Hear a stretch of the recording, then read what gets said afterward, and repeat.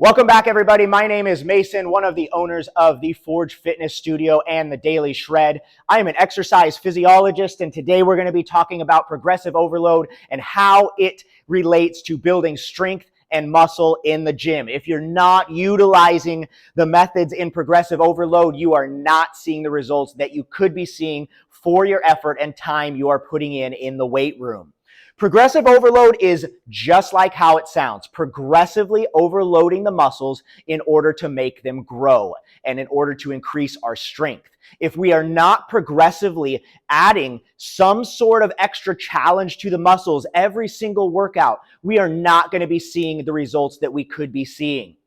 If you go through your routine and you're doing the same weight, the same reps on the same exercises week after week, you're not going to improve. The old adage, the definition of insanity, is doing the same thing over and over and expecting different results is exactly dead on when it comes to fitness, just like with anything else. There are 5 main aspects to progressive overload. We're going to go through each one of them today. The first one is going to be increasing your weight. And this is the one that everybody typically jumps right to thinking about when it comes to increasing your strength in the gym. So one of the ways that we can go up on an exercise or overload the muscles a little bit more than last time is increasing the weight that we used last time we did that exercise. For instance, if we did 10-pound dumbbells last time, trying 12-pound dumbbells or trying 15s and slowly progressing up. However, we can't do this week after week. You're going to reach a point to where you just can't go up to the next weight and still get the same amount of reps that you did last time. That's where we're going to start manipulating other variables. Another variable that you can use is increasing your repetitions. And this is a great stepping stone to get to the next weight. For instance, if you used 20-pound dumbbells for 8 reps last time, and going up to 25s is just too much, you cannot get those 8 reps with those 25s, you're going to stay at those 20-pound dumbbells, but you're going to add 1 or 2 reps in there. So instead of doing 8 reps, maybe you're going to do 9 or 10 this time. And then next time, maybe you're going to do 11 or 12. And then maybe you'll up to the next heavier weight and drop your reps back down to those 8 reps that you started on. Manipulating your reps on that exercise is going to allow you to kind of bridge the gap to that next heavier weight. So those are your top 2, the main ones. Also, sets. That is another thing, how we progressively overload the muscles. And that is how many times you perform an exercise. So for instance, if I'm doing bicep curls with 20-pound dumbbells, 8 reps, and this week I do 3 sets, so 3 times through with a rest break in between each one, next time, maybe I do 4 sets, or maybe I do 5 sets, and you can increase it that way. However, I will say with sets, the more sets you add, it's definitely going to increase the total time of your workout. So sets are a great way to kind of manipulate things from time to time, but it's probably not one of the ones you're going to utilize the most because we want to get in and we want to get out of the gym. We want to utilize our time that we're in there, maximize what we're doing, but we want to get back to our busy lives. So sets can be used sometimes, like I said, increase the number of times you perform an exercise, but it's not going to be one of the main ones you're probably going to be using to manipulate for progressive overload. Let's look down at the next one, rest breaks.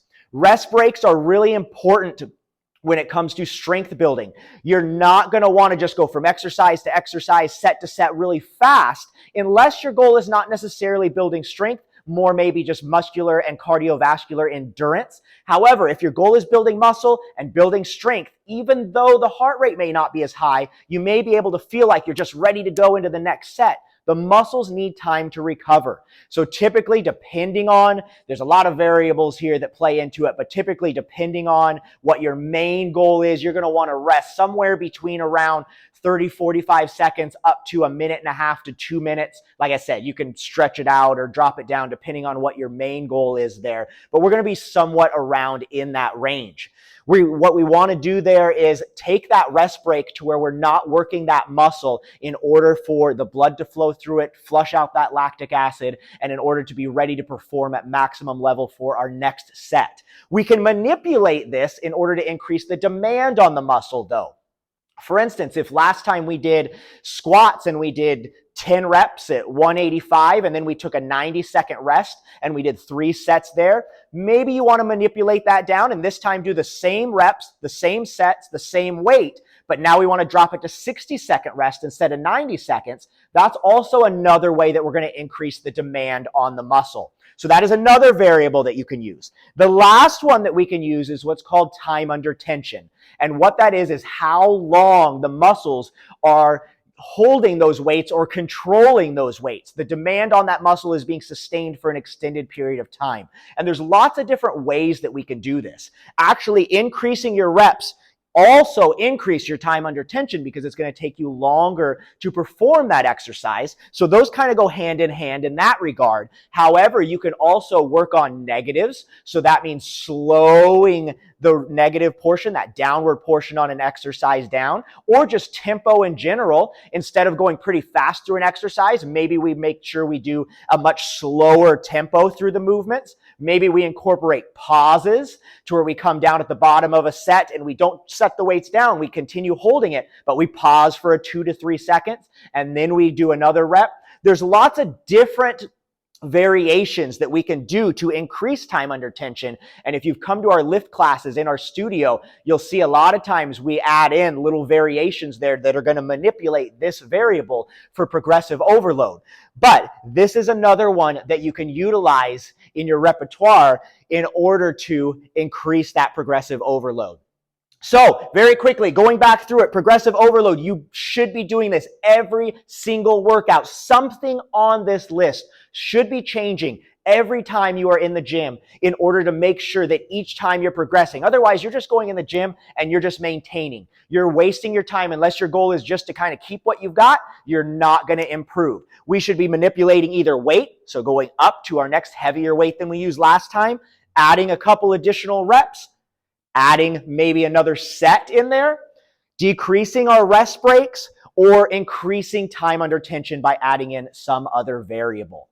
If you enjoyed this video, if you learned something from this video, make sure to hit that like button below. Also, make sure to subscribe to our channel on here. We've just opened it up to the public. We have over 400, I think, exercise demonstration videos. Each one is a very in-depth video.